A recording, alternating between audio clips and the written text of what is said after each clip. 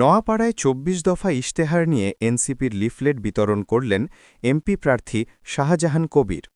দক্ষিণ Bangla desk report. আসন্ন জাতীয় সংসদ নির্বাচনে জাতীয় নাগরিক পার্টি এনসিপি মনোনীত এমপি পদপ্রার্থী মোহাম্মদ শাহজাহান কবিরের নেতৃত্বে ২৪ দফা ইশতেহার নিয়ে যশোরের অভয়নগর উপজেলার শিল্পনগরী নোয়াপাড়া জুড়ে আজ ৮ নভেম্বর শনিবার লিফলেট বিতরণ করা হয়েছে। শাহজাহান কবির নিজেই সড়কে দাঁড়িয়ে মানুষের সঙ্গে কথা বলেন, হাতে লিফলেট দেন এবং দলটির প্রতিশ্রুতিগুলো তুলে ধরেন। স্থানীয়রা তার এই সরাসরি মাঠে নামাকে ইতিবাচকভাবে দেখছেন। এ সময় নোয়াপাড়া শহরের বিভিন্ন ব্যবসা প্রতিষ্ঠান, দোকান, মার্কেট, শিল্প কারখানা এলাকা এবং সাধারণ পথচারীদের মধ্যেও লিফলেট বিতরণ করেন।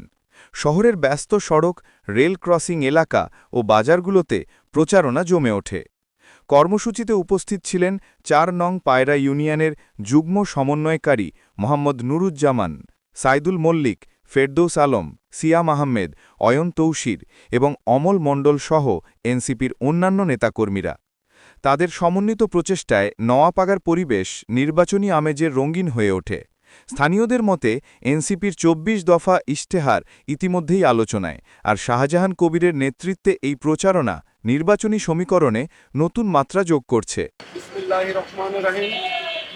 আমি মোহাম্মদ শাহজাহান কবির, যশোর ৮৮-৪ সংসদ এলাকার একজন পদপ্রার্থী।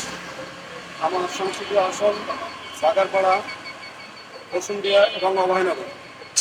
আমি অত্র এলাকার জনপ্রতিনিধি হিসাবে কাজ করতে চাচ্ছি। আপনারা সবাই আমার জন্য দোয়া করবেন। আপনাদের দোয়া প্রত্যাশা করছি। সত্যের সন্ধানে দক্ষিণ বাংলা।